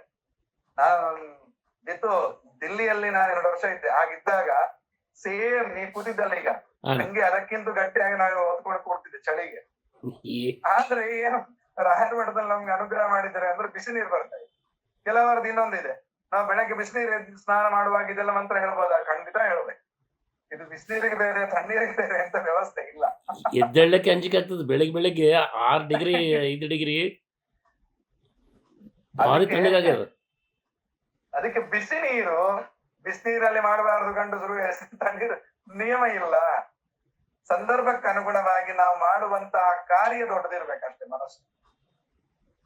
ಅದಕ್ಕೆ ಬಿಸಿನೀರು ಬದರಿಗೆ ಹೋದ್ರೆ, ಯಾರು ಹೋದವ್ರಿಗೆ ನಿಮ್ಗೆ ಗೊತ್ತಿರ್ತದೆ, ಬದರಿಗೆ ಹೋದ್ರೆ ಅಲ್ಲಿಯ ನಿಯಮ, ಕ್ಷೇತ್ರ ನಿಯಮ ಏನು ಅಂದ್ರೆ ಮೊದಲಿಗೆ ಬಿಸಿನೀರು ಸ್ನಾನ ಮಾಡಿಯೇ ತಣ್ಣೀರು ನಲಕನಂದಲ್ಲಿ ಮುಳುಗಬೇಕು ಅಂತ ನಿಯಮ. ಉಷ್ಣಕುಂಡ ತಪ್ತಕುಂಡ ಅಂತ ಕರೀತಾರೆ ಅದಕ್ಕೆ. ಆದ್ರಿಂದ ಬಿಸಿನೀರಲ್ಲಿ ಸ್ನಾನ ಮಾಡುವಾಗ್ಲೂ ಕೂಡ ಇಷ್ಟೊಂದು ಮಾಡ್ಬೋದಲ್ಲ, ದೇವರ ಸ್ಮರಣೆ ಮಾಡ್ಲಿಕ್ಕೆ ಏನ್ ತೊಂದರೆ ಇಲ್ಲ, ದೋಖ ಏನಿಲ್ಲ, ಹೌದಲ್ಲ? ಅದರಿಂದ ಇದನ್ನು ಈ ಸ್ನಾನ ಮಾಡುವ ವಿಧಾನವನ್ನೇ ನಾವು ಸ್ವಲ್ಪ ವಿಸ್ತಾರವಾಗಿ ಮಾಡ್ಕೊಂಡು ಬಂದೆವು ಅಂತಂದ್ರೆ, ಕಲಿಯುವಾಗೆ ವಿಸ್ತಾರ ಕಲ್ತ್ರೆ ಮತ್ತೆ ಎಷ್ಟು ಸಣ್ಣದು ಮಾಡ್ಬೋದು. ಕಲಿಯುವಾಗ್ಲೇ ಸ್ವಲ್ಪ ಕಲ್ತ್ ಬಿಟ್ರೆ ಮತ್ತೆ ದೊಡ್ಡದು ಮಾಡ್ಲಿಕ್ಕೆ ಆಗಲ್ಲ, ಯಾವಾಗ್ಲೂ ಅಷ್ಟೇ. ಅದರಿಂದ ಈ ಸ್ನಾನ ವಿಧಿ ಎಂಬುದು, ನಾನು ಅದನ್ನು ನಿಮ್ಗೆ ಈಗ ಹೇಳಿದ್ರೆ ಅಷ್ಟು ಅರ್ಥ ಆಗ್ತದೋ ಇಲ್ಲ ಗೊತ್ತಿಲ್ಲ. ನಾಳೆ ಅದನ್ನ ನಾನು ಬೆಳಿಗ್ಗೆ ಆ PDF ಕಳಿಸ್ತೀನಿ. ಒಂದು ನಿಮಿಷ, ಪುಸ್ತಕ ಕೊಡಿಲಿ ಬರಣ್ಯ.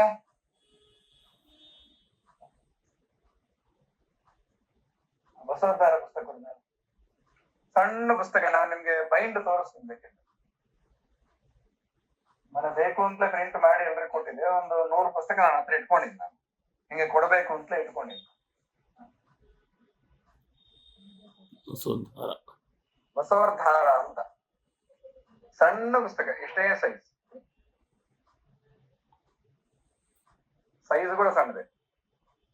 ಅದರಿಂದ ಇದರಲ್ಲಿ ಆರಂಭದಲ್ಲೆಲ್ಲ ಈ ಸಂಕಲ್ಪಗಳು, ಸ್ನಾನ ಸಂಕಲ್ಪ, ಆರಂಭದಲ್ಲಿ ಬದರಿಯ ಮಹತ್ವ ಎಲ್ಲ ಹೇಳಿದೆ. ಕೊನೆಗೆ ಈ ಸ್ನಾನ ಕಾಲೇ ಸ್ಮರ್ತವ್ಯ ಮೂರ್ತಯ, ಸ್ನಾನ ಮಾಡ್ಬೇಕಾದ್ರೆ ಇದು ಎಲ್ರಿಗೆ, ಹೆಂಗಸರಿಗೆ ಗಂಡಸರಿಗೆ ಎಲ್ರಿಗೆ ಸೇರಿ ಸ್ನಾನ ಮಾಡ್ಬೇಕಾದ್ರೆ ಭಗವಂತನ ಯಾವ ಮೂರ್ತಿಗಳನ್ನ ನಾವು ಸ್ಮರಣೆ ಮಾಡಬೇಕು ಅಂತ ಇದೆ. ಇದು ಪುರಾಣದಲ್ಲಿ ಬಂದಿರ್ತಕ್ಕಂಥ ಮಾತು, ಸ್ಮೃತಿ ಮುಕ್ತಾವಲಿಯಲ್ಲಿ ಹೇಳಿರ್ತಕ್ಕಂಥ ಮಾತು. ನದಿ ತಾರತಮ್ಯ ಸ್ತೋತ್ರ ಅಂತ ರಾಯರು ಮಾಡಿಕೊಟ್ಟಿದ್ದಾರೆ. ಬಹಳ ಸಣ್ಣ ಸ್ತೋತ್ರ, ಕೇವಲ 8 ಶ್ಲೋಕ ಇದರಲ್ಲಿ ಪ್ರಿಂಟ್ ಮಾಡಿದೆ. 8 ಶ್ಲೋಕ. ಅದು ನಿತ್ಯ ರಾಯರು ಹೇಳಿಕೊಟ್ಟದನ್ನ ಮಾಡಿಬಿಟ್ರೆ ನದಿ ತಾರತಮ್ಯ, ಯಾವ ನದಿ ಯಾವ್ದಾದ್ಮೇಲೆ ಯಾವ ದೊಡ್ಡದು ಯಾವ ಸಣ್ಣದು ಅಂತ ಮಾಡಿಕೊಟ್ಟಿದ್ದಾರೆ. ಹಿಂಗೆ ವಿಜಯದಾಸರ ಸುಳಾದಿ ಇದೆ, ನದಿ ತಾರತಮ್ಯ ಸುಳಾದಿ ಅಂತ. ನದ್ಯಭಿಮಾನ ದೇವತೆಗಳ ಸುಳಾದಿ ಅಂತಿದೆ. ಇದು ಸ್ನಾನ ಸಂಕಲ್ಪ, ಸ್ವಲ್ಪ ವಿಸ್ತಾರವಾಗಿದೆ. ಇದರಲ್ಲಿ ಒಂದು 4-5 ಪೇಜ್ ಇದೆ ಇದರ.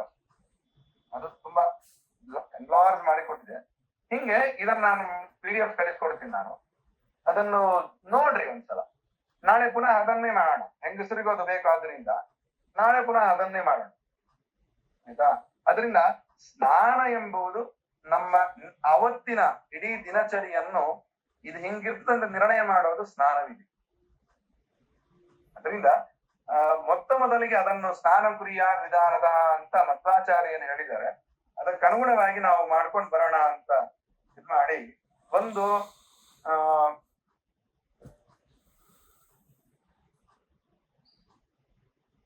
ಸ್ನಾನ ಮುಗಿದು ಅಲ್ಲಿ ಅರ್ಘ್ಯ ಕೊಡ್ಬೇಕು.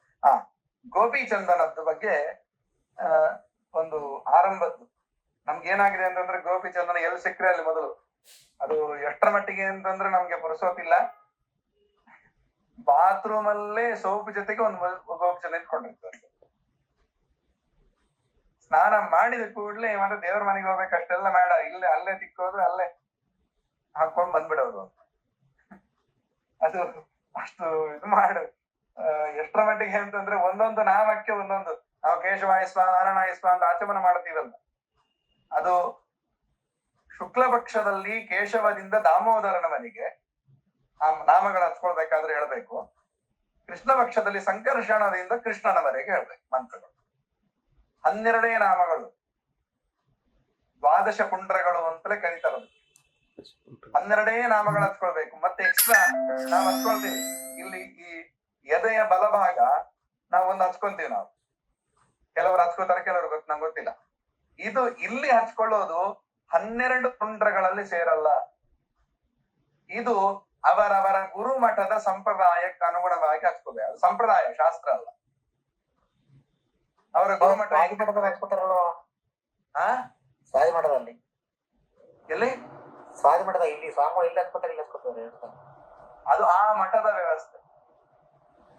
ಸೊ ನಾನ್ ನಿಮ್ಗೊಂದು ಕಳಿಸ್ತೀನಿ ಈಗ್ಲೇ. ಒಂದೊಂದು ಮಠಕ್ಕೆ ಒಂದೊಂದು ರೀತಿ ನಾಮಧಾರಣೆ ಇದೆ. ಡಿಫ್ರೆನ್ಸ್ ಇರ್ತವ?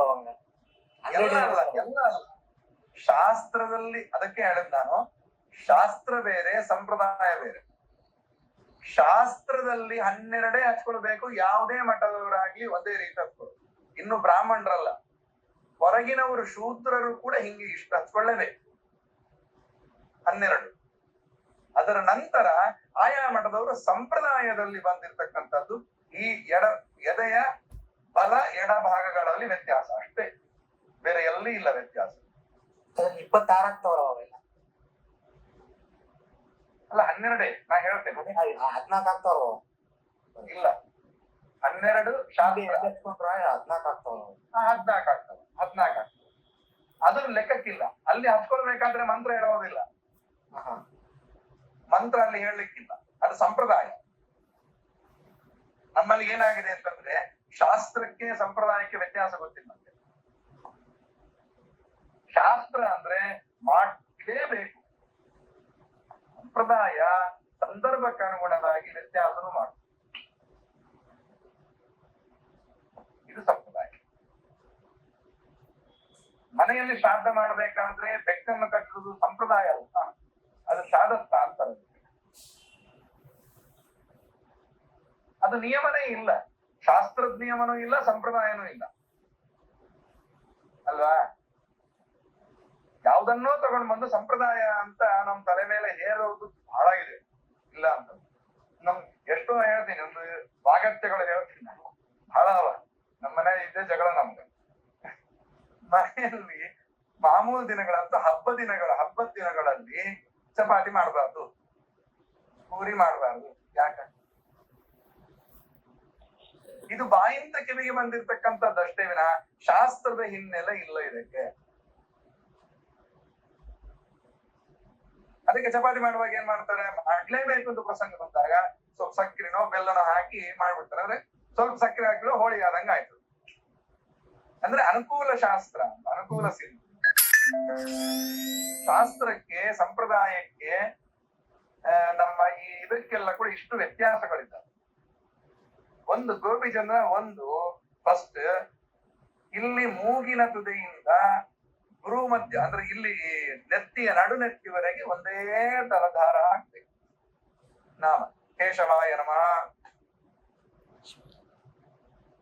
ಆಮೇಲೆ ನಮ್ಗೆ ಹೆಂಗ್ ಸಿಕ್ಕರೆ ಹಂಗ ಮೊದಲು ಹೊಟ್ಟೆ 3 ಹಚ್ಕೊಂಡ್ಬಿಡ್ತೀವಿ ನಾವು, ಆಮೇಲೆ ಎದೆಗೆ ಹಚ್ಕೊಂತೀವಿ, ಸೈಡ್ಗೆ ಇಲ್ಲಿ ಹಚ್ಕೊಂಡ್ಬಿಡ್ತೀವಿ, ಮುಗಿದ ಅಲ್ಲ. ಅದಕ್ಕೊಂದು ಕ್ರಮ ಇದೆ. ಹಣಿಗೆ ಹಚ್ಕೊಂಡ ಮೇಲೆ ಫಸ್ಟ್ ಸೆಕೆಂಡ್ ಒನ್ ಮಧ್ಯದ ಹೊಟ್ಟೆಯ ಮಧ್ಯ ಭಾಗದಲ್ಲಿ ಹೊಕ್ಕಳ ಮೇಲೆ, ಮೂರನೆಯದ್ದು ಎದೆಗೆ ಹಚ್ಕೊಳ್ಳುವಾಗ ಮಾತ್ರ ಅಶ್ವತ್ಥ ಪತ್ರಾಕೃತಿ ಅಂತ ಹೇಳ್ತಾರೆ. ಅಶ್ವತ್ಥದ ಎಲೆ ಯಾವ ಇದ್ರಲ್ಲಿ ಇರ್ತದೆ ಶೇಪ್ ಅಲ್ಲಿ, ಆ ಶೇಪ್ ಅಲ್ಲಿ ಹಚ್ಬೇಕು.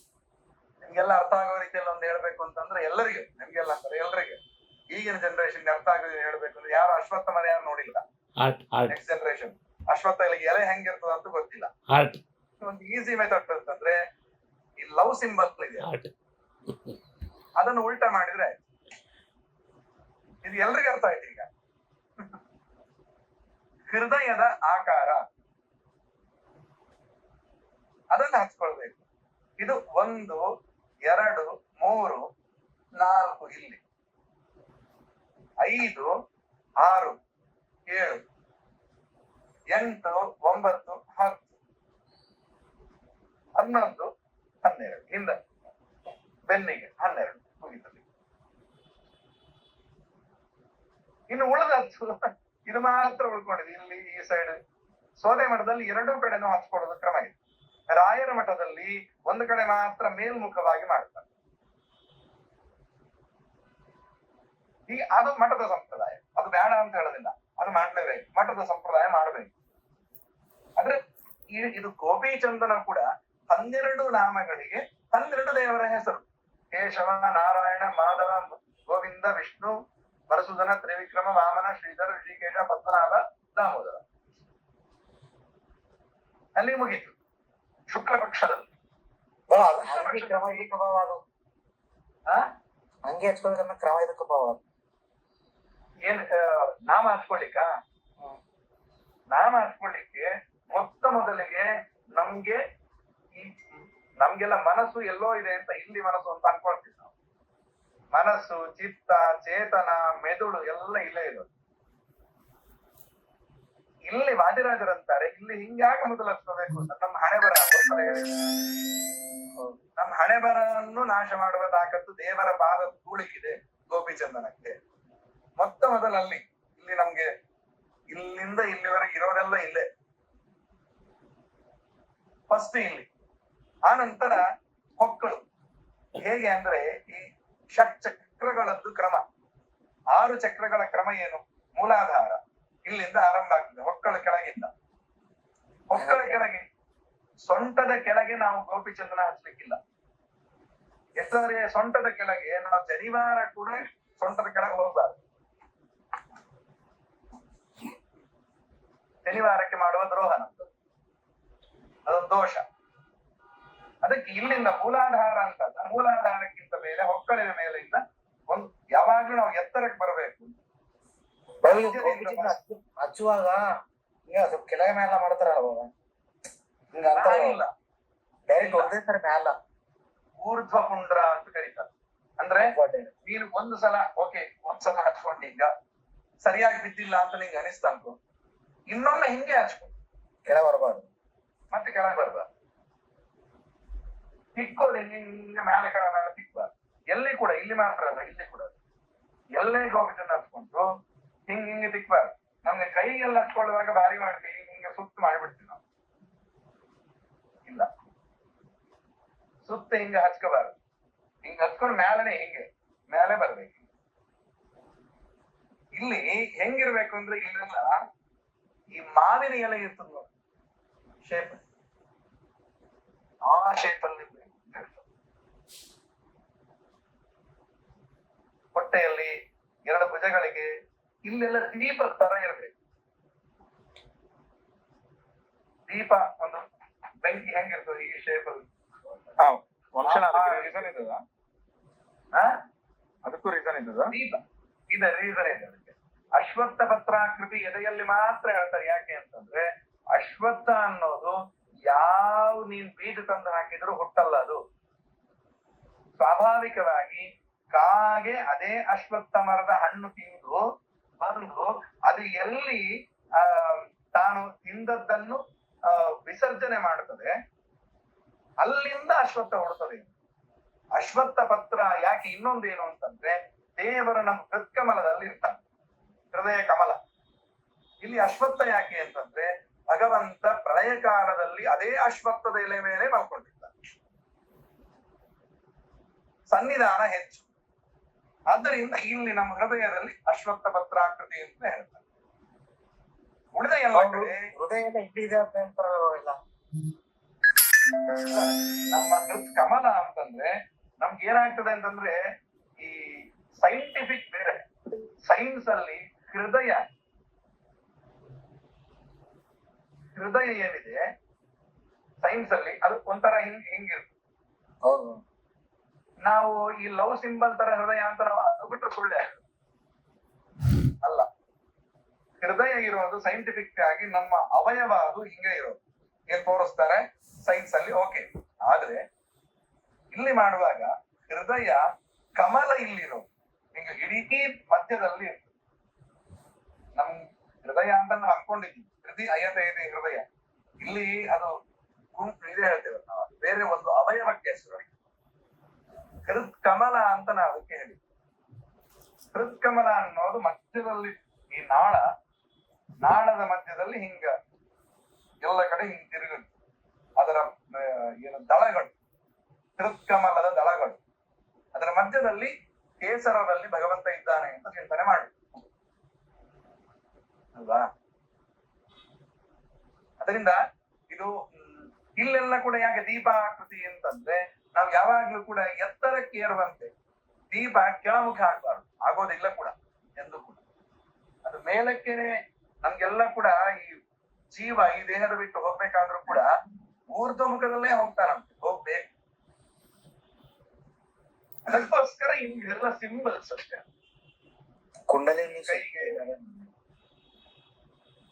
ಯಾರು ಕುಂಡಲಿನಿ ಅದು ಈಗೆಲ್ಲ ಇಲ್ಲ, ಅದು ಸುಮ್ನೆ ಈ ಯೋಗದವರು ಸುಮ್ನೆ ಅದನ್ನ ಏನೋ ಸೃಷ್ಟಿ ಮಾಡಿ ಹೇಳ್ತಾರಷ್ಟೇ. ಅಷ್ಟು ಸುಲಭದಲ್ಲಿ ಕುಂಡಲಿನಿ ಶಕ್ತಿಯನ್ನು ಜಾಗೃತಿ ಮಾಡ್ಲಿಕ್ಕೆ ಆಗೋದಿಲ್ಲ.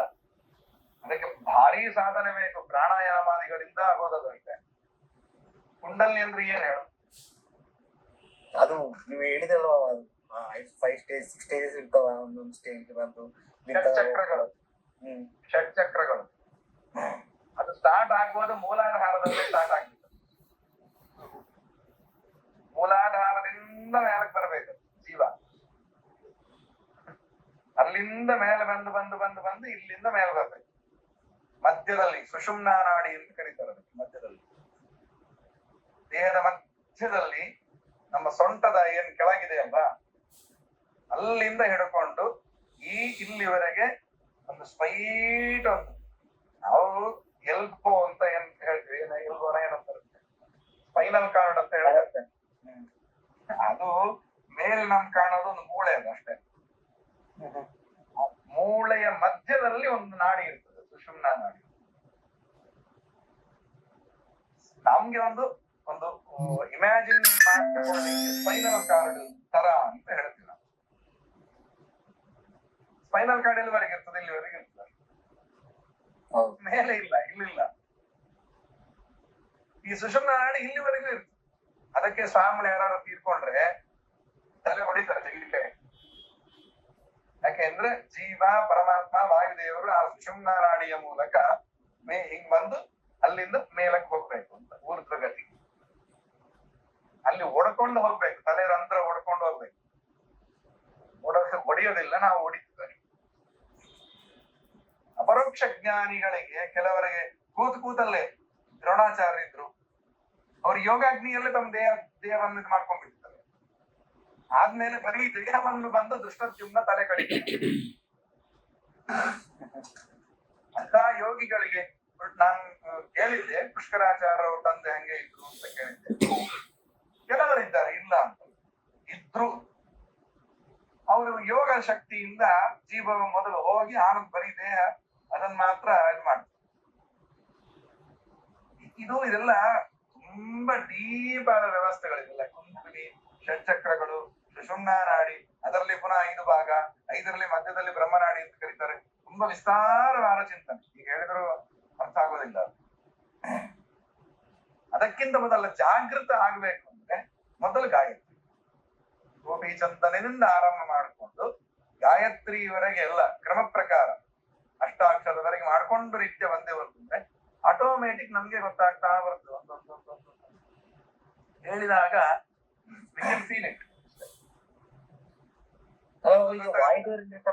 ಇಲ್ಲಿ ದೇವರಿಲ್ಲೇ ಇದ್ದಾರಲ್ಲ ಅವರು, ಈಗ ದೇವರಿಲ್ಲೇ ಇದ್ದಾರೆ ಅಂತ ಹೇಳಿದ್ರ ಅವರು. ಇದರಲ್ಲಿ ದೇವರ ಜೊತೆಗೆ ವಾಯುದೇವರು ಇರ್ತಾರೆ, ಒಂದೇ ಪ್ಲೇಸ್ ಅಲ್ಲಿ. ತತ್ಪ್ರಕಾಶಿತದ್ವಾರ ಅಲ್ಲಿ ಹೇಳ್ತಾರೆ ಉಪನಿಷತ್ತಲ್ಲಿ, ಜೀವ ಇಲ್ಲಿಂದ ಹೊರಡಬೇಕಾದ್ರೆ ಭಗವಂತ ಇರ್ತಾನೆ, ಜೀವನನ್ನು ಹೊತ್ಕೊಂಡು ದೇವರು ಬರ್ತಾನೆ ಮೇಲಕ್ಕೆ. ಬರ್ಬೇಕಾದ್ರೆ ಟಾರ್ಚ್ ತರ ಇರೋರು ವಾಯುದೇವರು. ತತ್ಪ್ರಕಾಶಿತ ದ್ವಾರ ಅಂತ ಹೇಳ್ತಾರೆ. ವಾಯುದೇವರು ಭಗವಂತ ಇಬ್ಬರು ಜೀವನನ್ನು ಮೇಲೆ ತಗೊಂಡು ಬರ್ತಾರೆ. ಮೇಲೇನೋ ಕೆಳಗೋ ನಮ್ಗ್ರಾಚಾರಕ್ಕೆ ಮೇಲೆ ಅಷ್ಟೆಲ್ಲ ಇಲ್ಲ ಬಿಡು. ಒಟ್ಟಾರೆ ಈ ದೇಹದಿಂದ ಜೀವ ಹೋಗ್ಬೇಕಾದ್ರೆ ಇಷ್ಟು ವ್ಯವಸ್ಥೆಗಳಿದ್ದಾವೆ. ಅದಕ್ಕೋಸ್ಕರ ನಾವು ಈಗಿಂದ ಊರ್ಧ್ವ ಪುಂಡ್ರಗಳನ್ನೇ ಮೇಲ್ಮುಖ ಮಾಡಿ ನಾಮಗಳನ್ನು ಹಚ್ಕೊಂಡು ಇದು ಅನುಸಂಧಾನ ಹಚ್ಕೊಂತ ಬಂದೆವು ಅಂತ ಎಲ್ಲ ಒಂದ್ ದಿವಸ ಹಂಗ ಆಗ್ಬಹುದು ಅಂತ.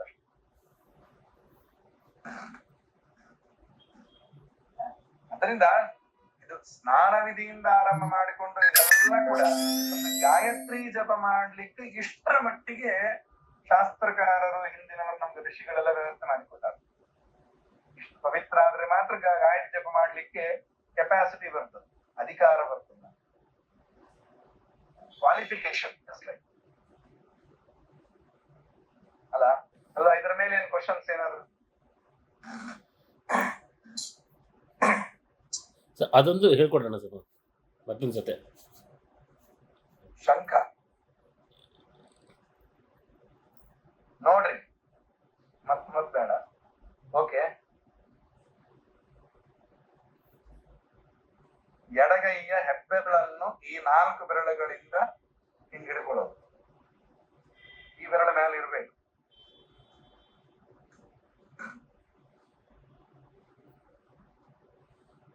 ಈ ಬೆರಳು ಎಡಗೈಯ ಮಧ್ಯದ ಬೆರಳು ಒಟ್ಟು ಸೇರ್ಬೇಕು. ಸೇರಿ ಹಿಂಗೆ ನೀರಲ್ಲಿ ನಾವು ಕೈ ಮುಳುಗಿಸ್ಬೇಕು. ಮುಳುಗಿಸಿದಾಗ ಇಲ್ಲಿ ನೀರು ಬರ್ತವೆ, ಮಧ್ಯದಲ್ಲಿ ನೀರು ನಿಲ್ತವೆ.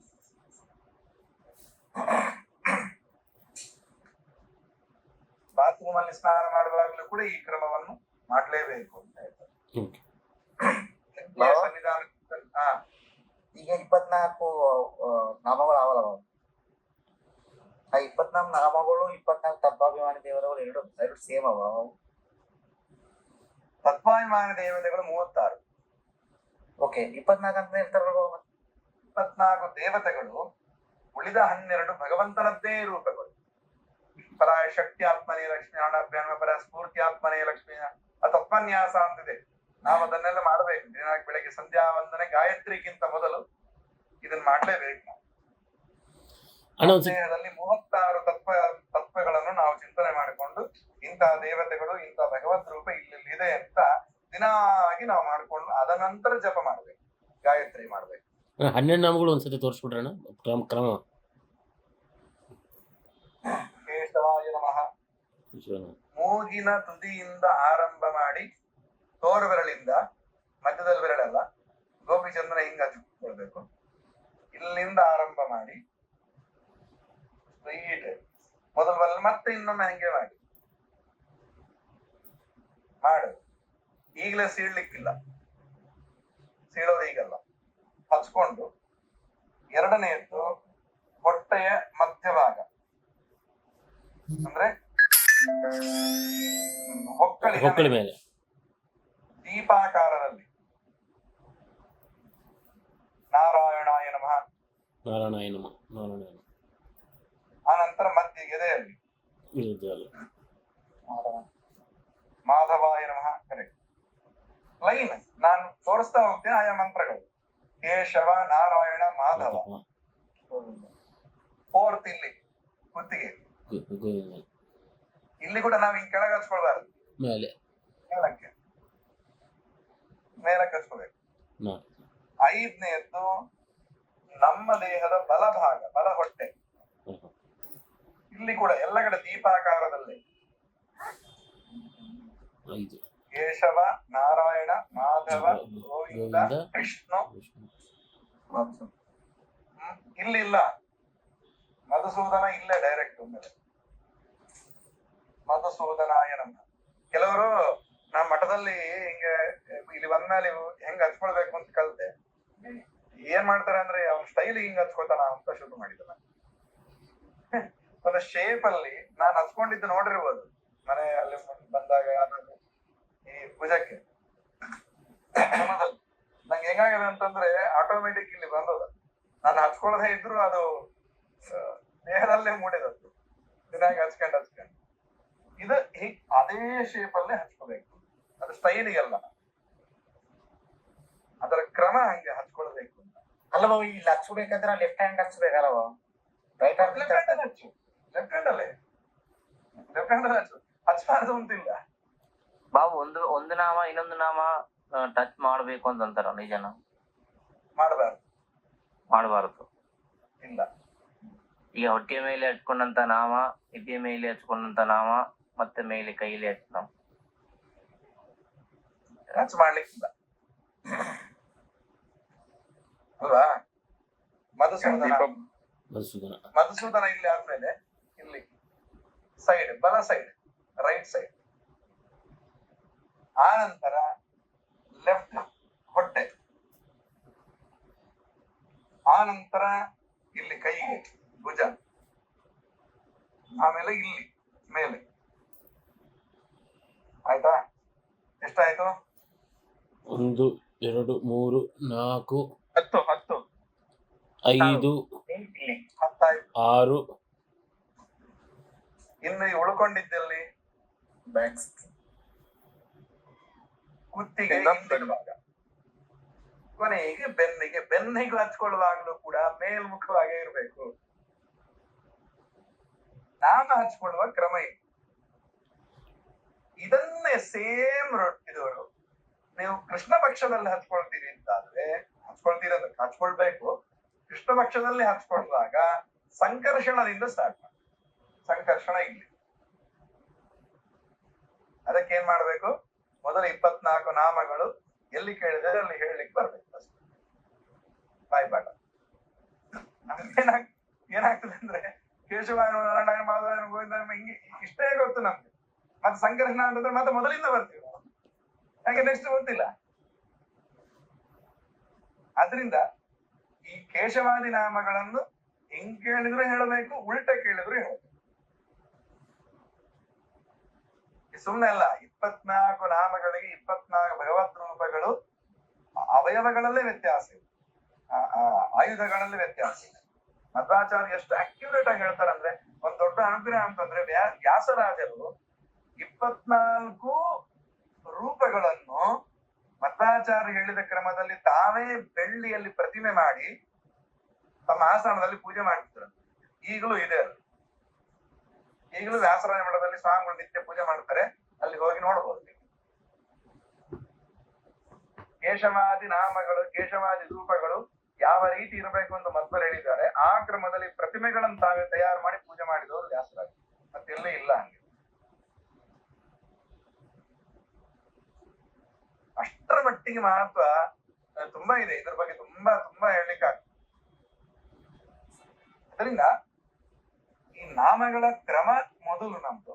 ಮುದ್ರಾ ಕ್ರಮ ಇನ್ನೂ ಅಥವಾ ನಮ್ ಕಡೆ ಮುದ್ರೆ ಎಂಬುದೇ ಇರೋದಿಲ್ಲ ಕೆಲವು ಕಡೆ.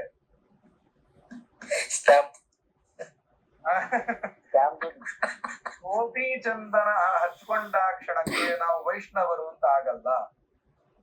ಗೋಪಿ ಚಂದನ ಅನ್ನೋದು ಪ್ರತಿಯೊಬ್ಬ ಮನುಷ್ಯ, ಬ್ರಾಹ್ಮಣ ಅಂತ ಹೇಳ್ತಾ ಇಲ್ಲ, ಪ್ರತಿಯೊಬ್ಬ ಮನುಷ್ಯನ ಕರ್ತವ್ಯ.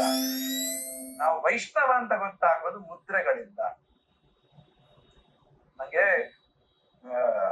ಈ ಸ್ವಾಮಿಗಳಿಗೆ ಎಡಬಲ ಸೇವೆ ಮಾಡ್ತಾ ಇದ್ದೆ ನಾನು, ವಿದ್ಯಾಮಾನರಿಗೆ, ಇವರಿಗೆಲ್ಲ ವಿದ್ಯಾಮಾನ ತೀರ್ಥರಿಗೆ ಕೊನೆ 2 ವರ್ಷ. ಅವಾಗ ಅರ್ಜೆಂಟ್ಗೆ ನಾವು ಸ್ವಲ್ಪ ಲೇಟ್ ಆಗಿಲ್ಲ, ಅರ್ಜೆಂಟಿಗೆ ಹೋಗಿ ಮುಳುಗೋದು, ಹಂಗೆ ಬರೋದು, ಗೋಚರನ್ನ ಹಚ್ಕೊಂಬೋದು. ಬಂದ ಮೇಲೆ ಮಠದೊಳಗೆ ಬಂದ ಮೇಲೆ ಗೋಚರನ್ನ ಹಚ್ಕೊಂಬೋದು ಶುರು ಮಾಡೋದು. ಅದು ಏನು ಮುದ್ರೆನೂ ಹಚ್ಕೊಳ್ಳೋದಿಲ್ಲ, ಅವಸರ, ಲೇಟ್ ಆಗ್ತದೆ ನಮ್ಮಿಂದ ಅಂತ ಸ್ವಾಮಿಗಳು ನೋಡಿದ್ರು ಒಂದ್ಸಲ ವಿದ್ಯಾಮಾನ್ಯರು. ಆಗ ಅಂದ್ರೆ ತುಂಬಾ ಏಜ್ ಆಗಿದ್ದವ್ರಿಗೆ ಬಗ್ಗಿ ಬಿಟ್ಟಿದ್ರು. ಆಗ್ಲೂ ಕೂಡ ನನ್ನನ್ನು ಈ ರೀತಿ ನೋಡಿ ಕರೆದ್ರು. ಕರೆದು ಮತ್ತೊಮ್ಮೆ ಸ್ನಾನ ಮಾಡಿದ ಅಂತ. ಯಾಕೆ ಸ್ವಾಮಿ ನೀವು ಮುದ್ರೆ ಹಚ್ಕೊಂಡಿಲ್ಲ, ಇಲ್ಲಿಗೆ ಬಂದ ಮೇಲೆ ಇದು ಗೋಪಿಚಂದ ಹಚ್ಕೊಂಡಿ, ಎಲ್ಲ ಮೈಲಿಗೆ ಹೋಗಿ ಸ್ನಾನ ಮಾಡೋದು. ಮತ್ತೆ ಸರೋವರದ ಹೋಗಿ ಸ್ನಾನ ಮಾಡಿ ಅಲ್ಲೇ ಒರೆಸ್ಕೊಂಡು ಅಲ್ಲೇ ಗೋಪಿಚಂದನ ಮುದ್ರೆ ಎಲ್ಲ ಹಚ್ಕೊಂಡು, ಅವ್ರು ಹೇಳಿದ್ರು ಹಚ್ಕೊಂಡು ನೆದ್ರಿಗೆ ನನ್ನ ಹತ್ರ ಬಂದ ಮೇಲೆ ನೀನ್ ಒಳಗೋಗು, ನಾನ್ ನೋಡ್ಬೇಕು. ಅವ್ರ ಎದುರಿಗೆ ಬಂದು ಅವ್ರು ನೋಡಿದ ಮೇಲೆ ಓಕೆ ಅಂದ್ಮೇಲೆ ನನ್ನ ಒಳಗ್ ಕಳಿಸ್ಯಾರ ಎಡಬಲ ಸೇವೆಗೆ.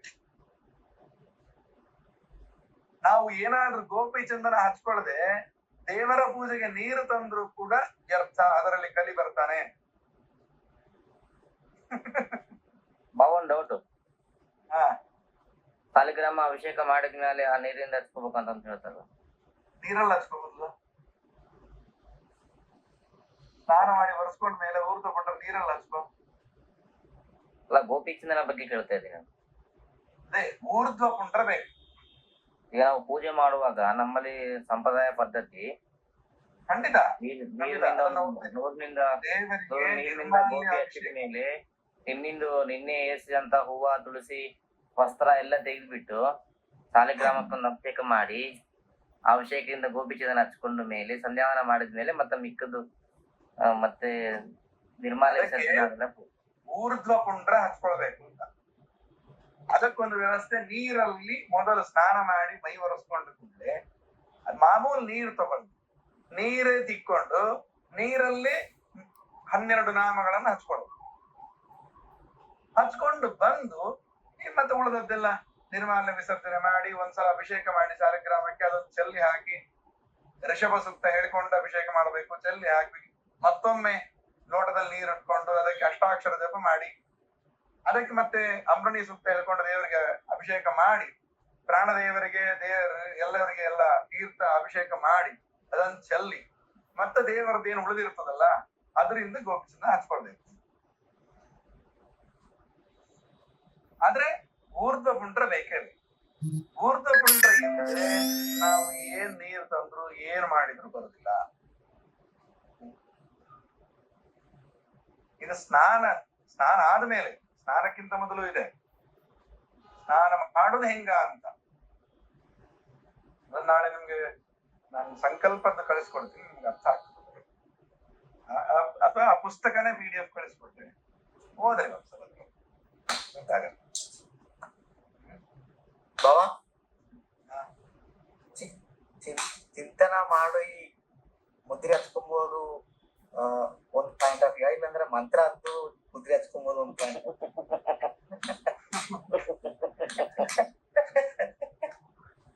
ಒಂದೊಂದು ಮುದ್ರೆಗೂ ಒಂದೊಂದು ಮಂತ್ರ ಇದೆ. ಒಂದೊಂದು ಮುದ್ರೆ ಚಕ್ರ ಹಚ್ಕೊಳ್ಬೇಕಾದ್ರೆ ಸುದರ್ಶನ ಮಹಾಜ್ವಾಲ ಮಂತ್ರ ಹೇಳ್ಕೊಂಡೇ ಹಚ್ಕೊಳ್ಬೇಕು. ಯಾವ ಯಾವ ಅವಯದಲ್ಲಿ ಚಕ್ರ ಎಷ್ಟು ಹಚ್ಚಬೇಕು, ಶಂಖ ಎಷ್ಟು ಹಚ್ಚಬೇಕು,